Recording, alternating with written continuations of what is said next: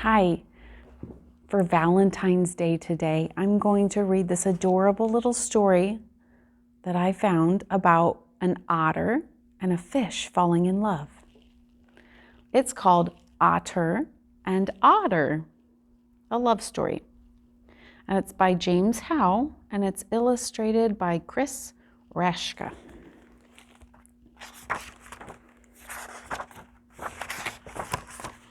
The river sparkled the day Otter found love.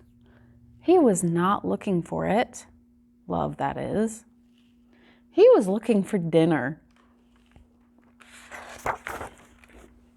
But when Otter gazed into those eyes, those sweet, round, glistening eyes, he knew that he had found what he had not known he was looking for.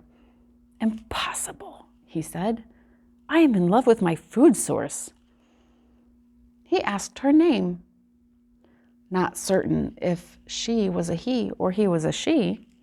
Something about the eyes told him she.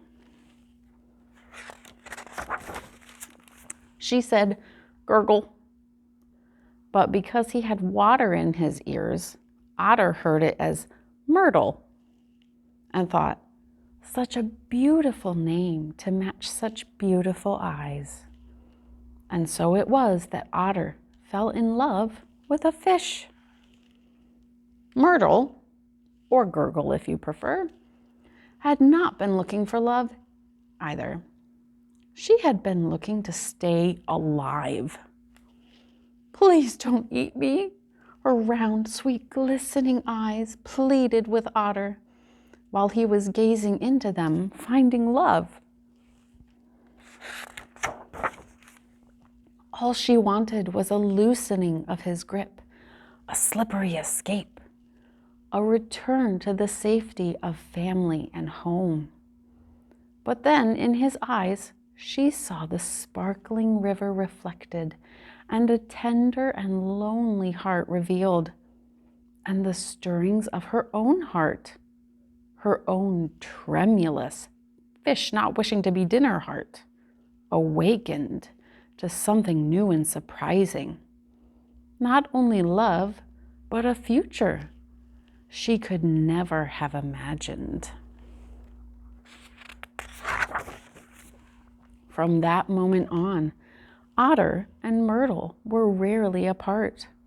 They swam together, they played hide-and-go-seek together, they told each other stories, hers of the depths of the river, his of the banks and beyond. They warmed their faces in the morning sun and silently considered the stars that filled the midnight sky.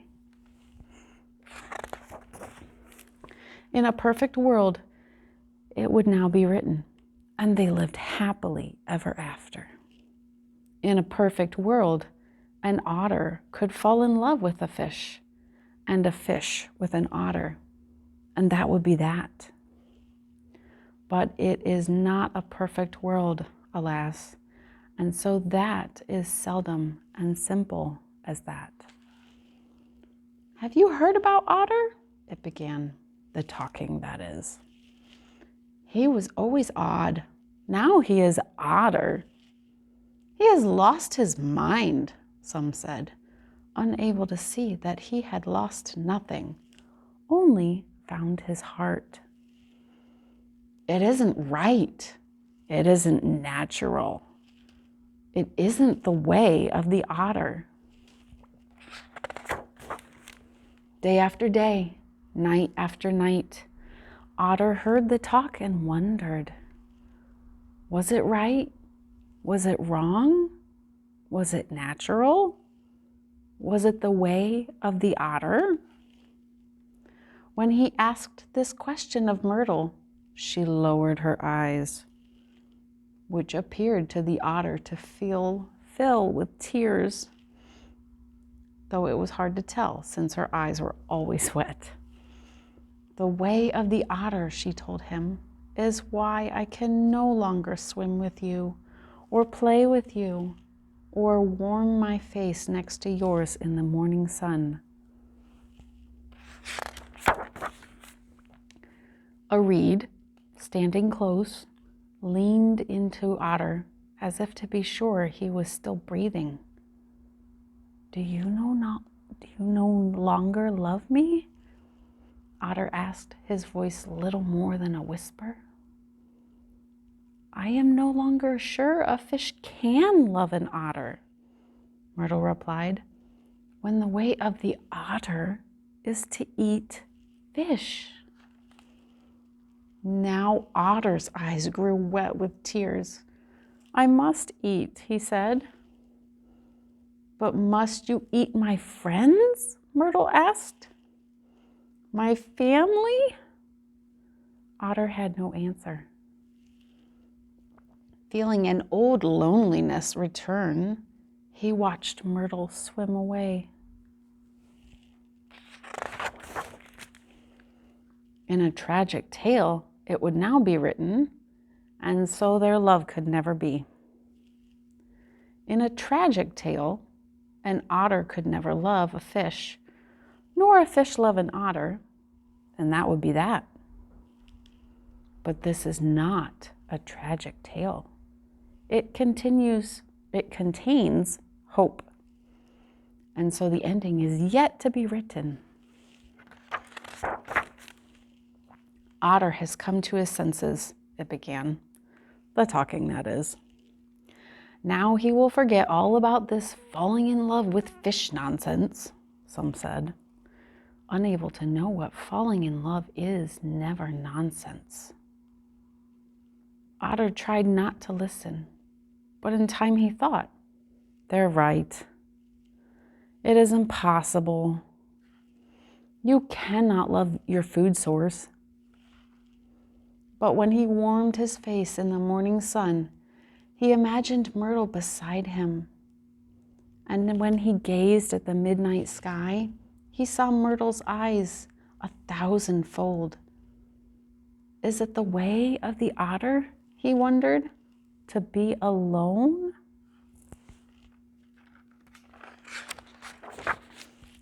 One morning, Otter floated his way to Beaver's house. Good morning, Beaver called out. Care for a bit of birch bark? Otter wrinkled his nose. Otters don't eat bark, he said. But thank you for your kindness. Ah, said Beaver. How about an apple then? Otter shook his head. Apples are awfully tasty, Beaver went on. Tastier, I find, than fish. Otter pulled himself up onto a log to look at Beaver in the eye. Have you ever eaten a fish? Otter asked. No, said Beaver. But I suppose I might if I ever fell in love with an apple. Beaver was known for his wisdom, and in that moment, Otter knew he had found the wisdom he had not known he was looking for. Are you saying, Otter began. I am saying, said Beaver, that there is the way of the otter, and there is the way of the heart. It is up to you to decide which to follow. Otter ate a bite of the apple, a bite of the bark, and the fruit of a water lily, which he found to be especially delicious. Thank you, said Otter. You're welcome, said Beaver. And next time, bring Myrtle. There's some lovely plankton just on the other side of that dam. That night, Otter was considering the stars when he heard a familiar splish. Beaver told me I would find you here, Myrtle said as she swam up to him. My family was wondering if you would come play with us tomorrow. I would love to, said Otter. Perhaps we could have dinner together? Have you ever eaten the bark of an aspen tree? I could try it, Myrtle said. It's quite tasty, said Otter. Much tastier than fish. I don't know what I ever saw in fish. Myrtle wriggled against Otter's side. Except for you, dear Myrtle, he said. Except for you.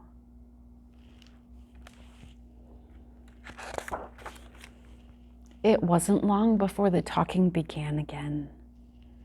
It isn't right. It isn't natural. It isn't the way of the otter. But Otter and Myrtle did not listen. They swam together. They played hide and go seek together.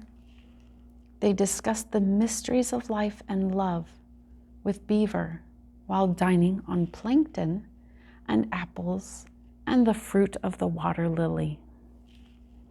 They warmed their faces in the morning sun and silently considered the stars that filled the midnight sky. And now it can be written, and they lived happily ever after.